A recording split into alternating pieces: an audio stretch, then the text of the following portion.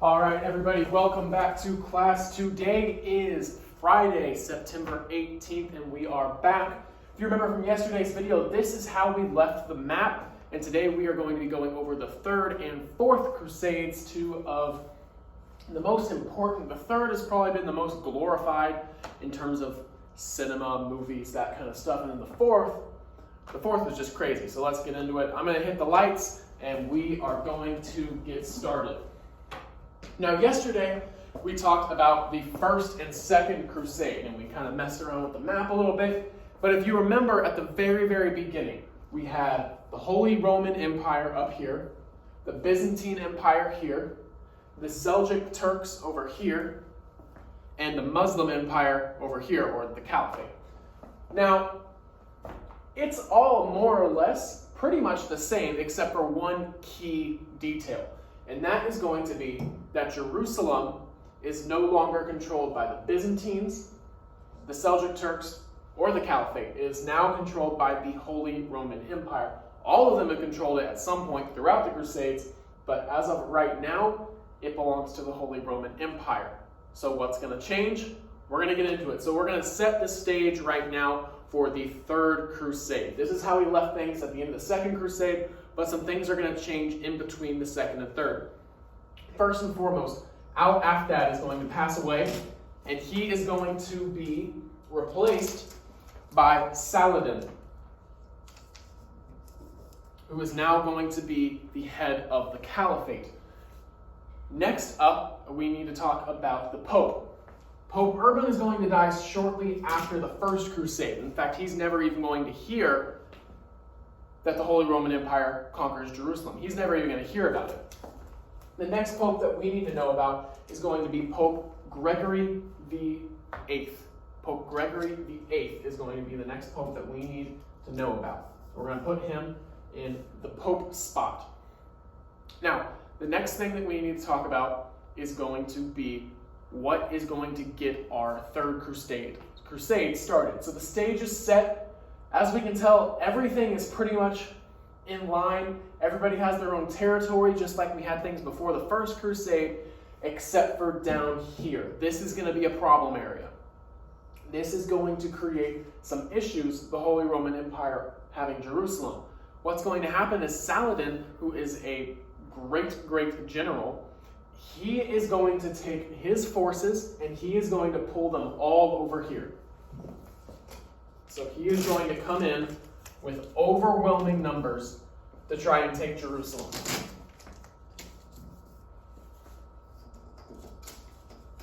So he's going to take everybody and put them down here. And what's going to happen is, after a long battle, people don't want to stick around. They're tired. They came all the way from Europe down here. So you're going to have a lot of people fleeing this land, coming back up here. And the result is going to be Jerusalem turning blue. Jerusalem is now in the hands of the Caliphate. Really, Saladin's an Egyptian leader. He's not necessarily the head of the Caliphate, but he is going to be kind of the one running the show. So, Jerusalem now turns blue.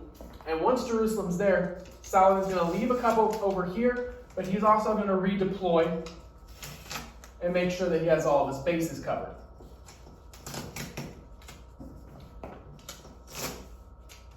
He's going to move them down there. So, as you can see, with more forces heavily guarding Jerusalem down here, let's really space it out here. So if you want to have enough forces to protect Jerusalem, because the Seljuk Turks are here, and you know that neither of the Christendom empires are going to be happy. If you want to keep enough here, you're going to have to spread these out. So you want to keep somebody on the Iberian Peninsula. You want to keep somebody down here. Make sure nobody takes this area. And then you need to keep them here. So they're pretty spread out. In order to get this one about halfway in between those, maybe a little bit further to the right. So you got your forces pretty spread out in North Africa, which is kind of just what you have to deal with if you want to take Jerusalem, which is a very important city for its historic and religious history and significance, it is imperative that you keep a bunch of forces here, which means that you're just going to be spread out over here, which is okay because Saladin knows how to use his troops. So he's going to take Jerusalem, and he's going to keep Jerusalem for now.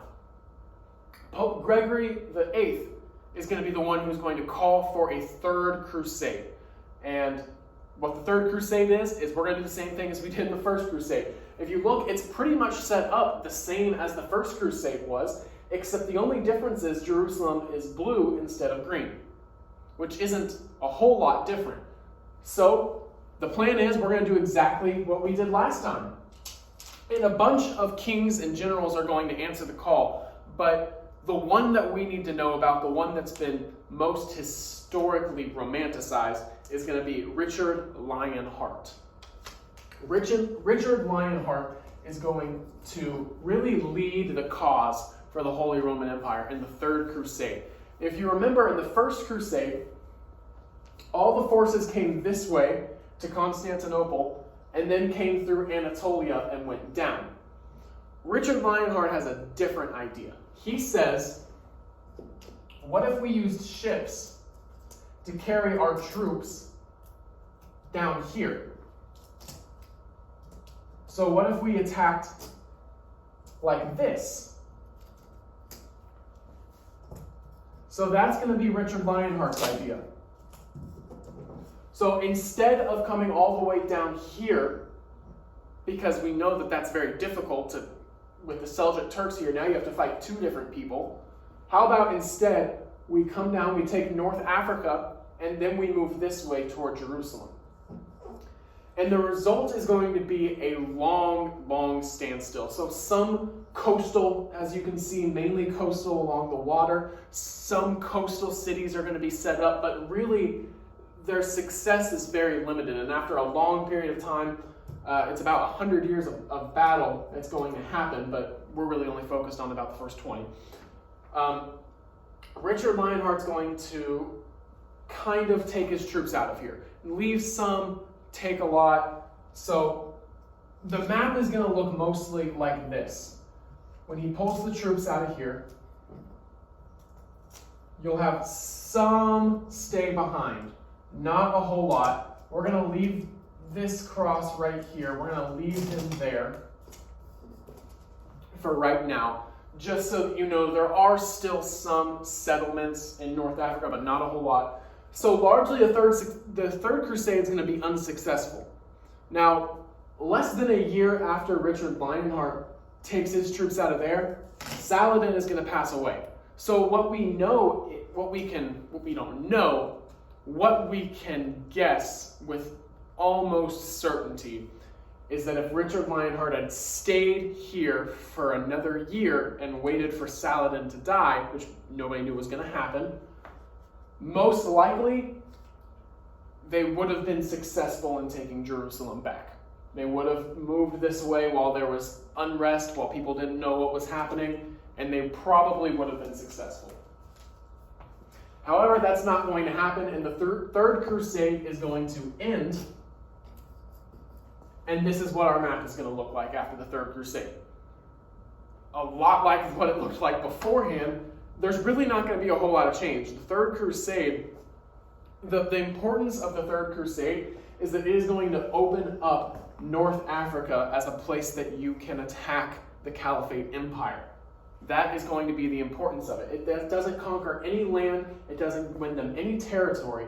The importance is that it is going to set the stage for Africa being open range on invading and conquering. So that's what's going to be important. So Saladin passes away. Richard Lionheart is also going to pass away pretty soon. And then Pope Gregory is going to pass away.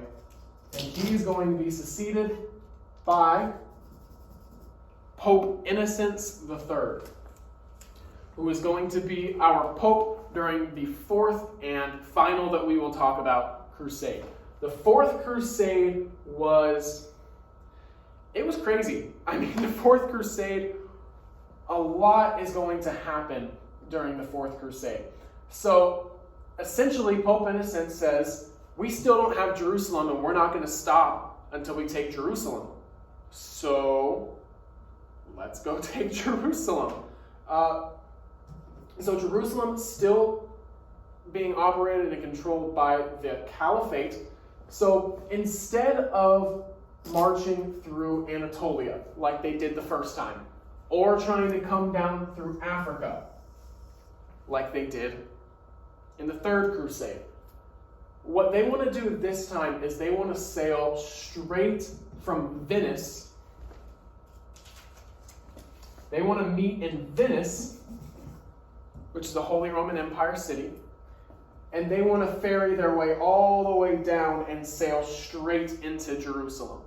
That is the goal. So that's what Pope Innocent is going to recommend. They're going to all meet in Venice.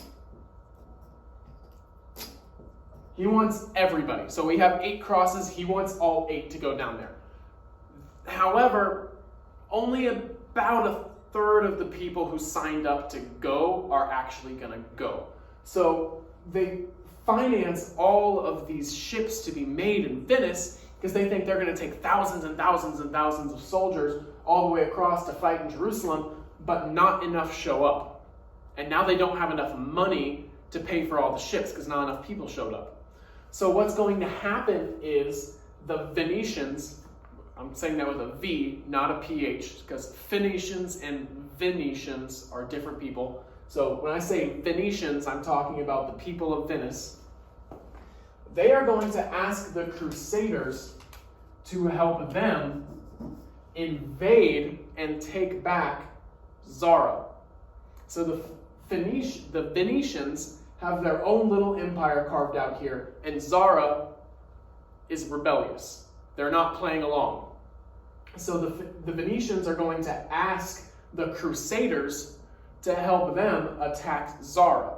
All in the Holy Roman Empire. All of that is Holy Roman Empire. So you're having a Christian city ask Christian Crusaders to attack another Christian city. That's not going to work out well. But the Crusaders are going to agree, and they are going to attack Zara. So you have, Christian soldiers from a Christian city invading Christian city. That doesn't happen at this time. That's never supposed to happen at this time. They're not even going to be successful, is part of the irony, and they're going to be excommunicated from the church. So Pope Innocent is going to hear about this, and he's going to say, you're out of the church. You're no longer part of the church. So now you have all these soldiers hanging around Venice with nothing to do. They're not getting ferried down here. They're not going to Jerusalem. They don't get to participate in the crusade. And they're just kind of stuck until Alexius III of the Byzantine Empire. He is going to come over and he is going to ask the Crusaders for help making him the emperor of the Byzantine Empire. He wants to become the emperor of the Byzantine Empire, and he wants their help doing it. And they have no money, they have nothing going on, so they agree. So you have Christian soldiers coming into Constantinople, and they are going to be the force that is going to put Alexius III as the emperor of the Byzantine Empire. There is going to be some fighting. It's not going to get too bad. It's Christian on Christian, which isn't supposed to happen, but it did. It's not going to be too bad at this point. However, Alexius has agreed to pay them money, and it's taking him a little bit longer to come up with that money than he thought it would. So now you have these soldiers who aren't part of your empire just hanging around the capital waiting to get paid. And eventually, Alexius is going to be overthrown by a guy with a lot cooler name. His name is Mortzophilus. His name is actually Alexius V, but he also went by Mortzophilus, and that's what we're going to call him for this class because it sounds cooler. By Mortzophilus, who has no intention of paying these people anything. He has no intention of paying these crusaders for anything. So what's going to happen is these crusaders are just going to rob the city, start going on a killing spree, killing everybody, robbing everybody, setting the city on fire. So you have Christian soldiers from the Holy Roman Empire who are just burning this city down for no reason. For pretty much no reason. I mean, they were guaranteed pay that they didn't get, but you're burning down a city that you need. So Constantinople, I mean, Murtzopoulos is going to have to leave because he can't get control of the city. The city's pretty much just going to disappear for a couple of years until he comes back and reclaims it. And then these soldiers are just going to go home. Some of them are going to go home. Some of them are going to come down here and set up lives. Some of them are going to go into Anatolia and try to get Jerusalem and get beaten because there wasn't enough of them. So this is the way that it's going to look after the Fourth Crusade. So the Third Crusade opened up all of this region and it made Africa fair game. The Fourth Crusade was a mess. They didn't reconquer any Holy Land. They didn't even attack any Holy Land. They only attacked themselves. And that is the legacy of the Fourth Crusade. So you have the First Crusade, which won Jerusalem for the Holy Roman Empire. The Second Crusade, that saw the Turks take back most of these cities. Then you had the Third Crusade, which is going to open up all of this and reconquer Jerusalem for the Caliphate. And then you have the Fourth Crusade, which was Christian on Christian violence. So that is going to be the legacy of the Crusades. Please go finish today's videos. Make sure you mark yourself as present in Infinite Campus. I have office hours all day today, so please, please, please email me if you want to meet. So we'll set up a time. We will get that going. Other than that, please, if you have any questions, let me know. Once you finish today's questions, make sure you have all of the week's work done. That is the end of our Crusades unit. I hope you enjoyed it. And until Monday, see you, Wildcats.